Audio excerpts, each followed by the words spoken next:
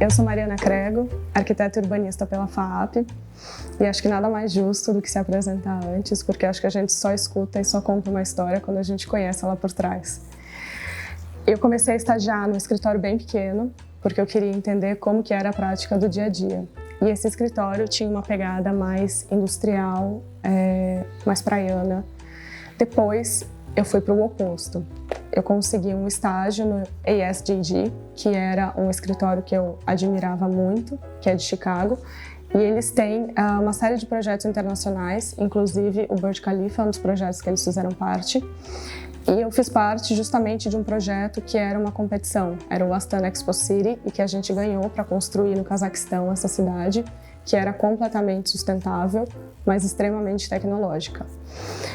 Partindo daí, eu voltei para cá, e assim que eu me formei, eu fui contratada pela Débora Aguiar. E com isso eu conseguia ter um parâmetro geral do que era um escritório grande nacional, o que era um escritório grande internacional e o que era um escritório pequeno, qual que era a diferença e qual que era a atenção que você conseguia dar a cada projeto. Por aí eu consegui entender mais ou menos por onde eu queria começar. Além da empresa da minha família, que construía e incorporava, que eu queria fazer parte, mas eu tinha uma grande paixão que era criar. E eu só queria trabalhar de volta na empresa, em conjunto com ela, se eu tivesse algo para agregar. Então eu abri a parte de arquitetura para que eu pudesse aumentar o número de criações, que era a minha grande paixão, era contar essa história no projeto e ver ela sair desse papel. E por aí a gente começou a se especializar, então eu fiz uma pós-graduação em urbanismo, depois eu fui me especializando na parte de sustentabilidade e de sofisticação, como que essas duas coisas poderiam andar juntas através de um design que fosse completamente diferente. E a gente começou a conseguir algumas premiações e certificações. Então primeiro a gente conseguiu um pioneirismo do certificado Aqua HQE, que é um selo francês, que ele trata do impacto ambiental e social em conjunto com o bem-estar da pessoa que vai habitar aquele projeto.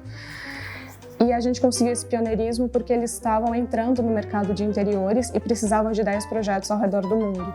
Eles conseguiram 2 franceses primeiro e depois veio o nosso. E a gente expôs esse projeto na Casa Cor de São Paulo.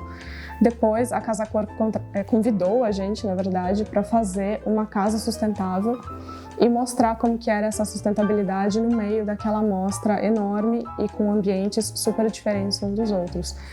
E a gente novamente trouxe essa certificação, mas nesse caso para construção e projeto, não só para interiores. É uma certificação que nasceu em Paris através de um outro nome e quando ela se internacionalizou, ela teve o nome de HQE. E no Brasil ela é chamada de Aqua, então por isso que a gente chama Aqua HQE. Através desse selo, a gente conseguiu estudar um pouco mais essa psicologia, essa interação do meio ambiente, das pessoas, como que funciona o design dentro disso, a escolha de cada material. E aí a gente começou a conseguir algumas premiações, tanto para a nossa construtora quanto para o nosso escritório de arquitetura. Então a gente conseguiu primeiro uma premiação de preocupação com o entorno ambiental para um edifício no litoral. Depois a gente conseguiu uma premiação dupla para um empreendimento que está em execução agora, também no litoral. Ele não só conseguiu a certificação HQE, mas ele também conseguiu ser premiado a nível nacional por construção sustentável e por projeto sustentável. E ele é completamente diferente, afinal, sustentabilidade não é aquilo que vocês imaginam. E acho que isso é um pouco da minha história, que eu acho que nada mais justo que vocês conheçam todos os ramos pelo qual a gente passou, escritórios grandes, pequenos, nacionais, internacionais e toda a visão que a gente traz comparando todos esses mercados. Bom, a arquitetura, acho que ela está presente na minha vida desde que eu nasci. A minha família vem parte do interior e outra parte de um vilarejo minúsculo na Espanha, onde se valorizava a arte, a cultura, a arquitetura e o não desperdício, o cuidado com o meio ambiente, o cuidado com as pessoas. E foi com esse conceito que a minha família se juntou e construiu uma empresa aqui no Brasil de construção e incorporação residencial. E foi dentro desse meio, foi dentro de observar essa rotina que eu achava incrível você entrar numa obra, ver aquilo completamente cru e no que ele se transformaria um dia, que as pessoas se apaixonariam e viveriam ali. E você ter essa dinâmica de repente você está olhando obra, de repente você está olhando um papel e esse papel ele tem que te trazer todas as informações possíveis. Então eu já falava de pontes e piscinas que iam flutuar por cima de um apartamento e passar de um prédio para o outro. E eu achava isso fascinante. E eu achava que isso era a rotina de um engenheiro. Então eu sempre falei desde pequenininha que eu ia ser engenheira civil. Para minha mãe talvez fosse uma frustração, porque eu não achava a rotina de uma clínica de fisioterapia uma coisa assim tão incrível. Eu achava que a obra era muito mais fascinante. Mas depois a minha mãe se rendeu e ela foi para a parte da construção também. E então eu colocava isso tudo espelhado nessa rotina do que é um engenheiro, e desde que eu nasci eu ia ser engenheira civil. E depois, na hora de prestar o vestibular, eu sentia falta que dentro da engenharia, quando eu comecei a olhar a grade das matérias, o dia a dia, faltava uma coisinha a mais, porque eu sempre fui muito multidisciplinar, eu sempre gostei de estudar todas as matérias, sempre tive um lado muito nerd que as pessoas brincavam. Eu não curtia tanto sair, eu não curtia vir à noite, eu estava sempre estudando, eu queria ter as melhores notas, e isso valia para todas as matérias. Então, quando eu olhei engenharia, eu achei que, puxa, falta um a mais, falta a história, falta a arte, a criação, junto com esses cálculos, que eu quero que continuem presentes. Mas eu confesso, e aí vai uma super curiosidade, que eu tinha muito preconceito com a arquitetura.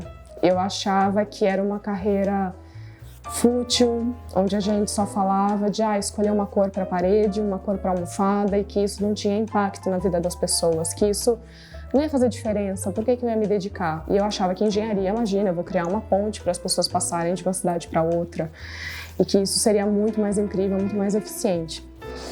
E eu resolvi estudar um pouco mais a fundo essa comparação. Nesse meio, eu comecei a perceber toda a psicologia por trás de um ambiente, tudo que quando você vai com profundidade em um tema, o que você consegue mudar a vida de uma pessoa, a vida de uma cidade, seja numa escala de interiores, numa escala de urbanismo ou até mesmo um objeto. E dentro disso, eu comecei a ver muito a questão da sustentabilidade, que era uma palavrinha que até hoje, quando você fala, ela remete a algo muito diferente do que ela é. E eu comecei a ver dentro dessa sustentabilidade uma inteligência e uma força tão grande de mudar a vida das pessoas e de fazer tudo de uma outra maneira que pode ser feita, tudo de uma outra maneira que as pessoas acreditam, que aí eu resolvi entrar em arquitetura. E eu falei, bom, eu tinha um estilo completamente campestre, eu amava a arquitetura de fazendas, os florais, as estampas xadrez, aquela pátina branca, o provençal, o clássico. E no primeiro mês de arquitetura eu me vi dentro da Zaha Hadid. Eu achei incrível, eu surtei com a Zaha Hadid. Para mim era super futurista, tudo branco, não tinha uma estampa, não tinha um detalhe, não tinha uma flor. Eu falei, meu Deus, minha dupla personalidade tá aí, né? Esse que vai ser o meu estilo. Como que eu vou juntar esse futurismo com o floral, com o campestre?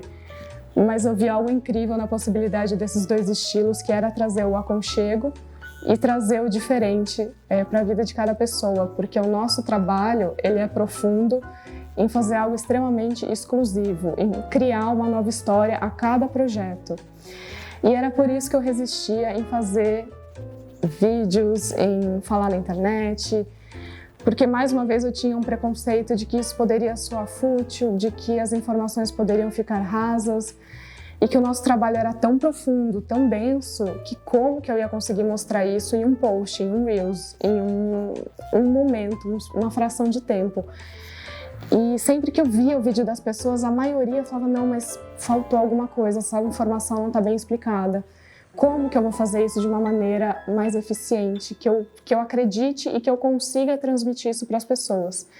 E o que me fez fazer isso foi justamente pensar que, de repente, o próprio cliente que nos contrata, que confia a casa dele, a história dele nas nossas mãos, não sabe o trabalho que a gente tem por trás, não sabem tudo que a gente acredita, que a gente estuda, para fazer aquela história dele se tornar tão única e que a gente se apaixona por aquilo de uma maneira e coloca tantos detalhes que no dia a dia eu nem expliquei para ele o porquê que tem aquele detalhe, o porquê que isso é tão importante, porquê que aquele pé direito da sala vai ser mais alto que o do quarto, porque no quarto ele tem que se sentir protegido, na sala ele tem que criar, ele tem que socializar. Então esses detalhes todos e essa necessidade de passar não só a verdade de cada projeto, do nosso estudo, do que a gente acredita, mas o que é a sustentabilidade, que primeiro de tudo eu pediria que as pessoas esquecessem o que elas acham que é sustentabilidade, porque elas imaginam algo oposto do que realmente é.